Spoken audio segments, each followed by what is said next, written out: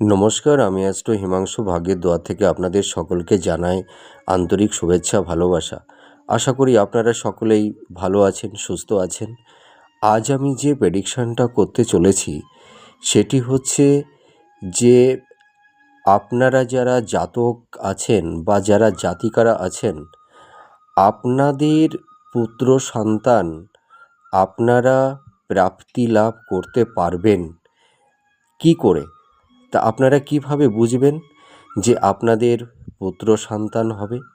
তা দেখুন, তার কিছু সাইন আপনারা দেখলে বুঝতে পারবেন যে এই সাইনটা থাকলে যে 100% পুত্র সন্তান প্রাপ্তি করতে পারবেন তেমন কথা বলছি না, কিন্তু এই সাইনটা থাকলে অন্তত 70 থেকে 80% মানে পুত্র সন্তান প্রাপ্তি লাভের একটা সম্ভাবনা থেকে যায়। দেখুন, আপনারা রবির আঙুলের নিচে যে লম্বা একটা বড় রবি রেখা দেখতে পাচ্ছেন, এই রবি রেখার পাশে দেখুন ছোট ছোট শাখাযুক্ত রবি রেখা রয়েছে। তা যাদের যেসব জাতকেরা আছেন, আপনারা আপনাদের ডান হাতটাকে দেখবেন এবং জাতিকারা হলে আপনারা আপনাদের বাঁ হাতটাকে দেখবেন।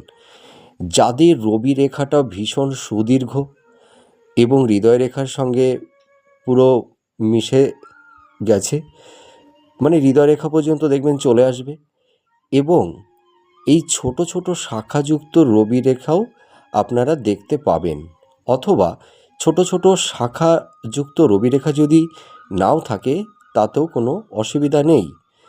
তা যাদের এই রবির আঙুলের এই নিচের অংশটা একটু ফোলা থাকবে, হ্যাঁ, মানে এবং রবির আঙুলে দেখুন এই যে মিডিলে দেখেছেন এরকম লম্বা লম্বা দাগ দাগ দেখা যাচ্ছে, মানে একটু মানে লম্বা লম্বা দাগ, এই ধরনের রেখাগুলো ছোট ছোট রেখা আপনারা দেখতে পাবেন।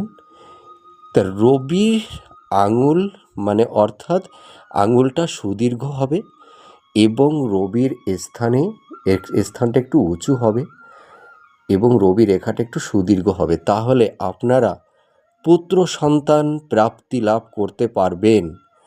আর এই রবি রেখার পাশে দেখুন ছোট ছোট ক্ষুদ্র ক্ষুদ্র রেখা দেখা যাচ্ছে, শাখাযুক্ত রবি রেখা। এই ধরনের রবি রেখা যদি মানে আপনাদের মেন রবি রেখার পাশে যদি ছোট ছোট রবি রেখা থেকে থাকে, তাহলে আপনাদের একের অধিক পুত্র সন্তান প্রাপ্তি লাভ করতে পারবেন।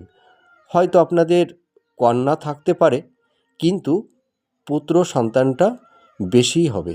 ঠিক আছে, দেখুন এই প্রেডিকশানটা আপনাদের সঙ্গে কতটা ম্যাচ করছে। নমস্কার, ভালো থাকবেন, সুস্থ থাকবেন, জয় মা তারা।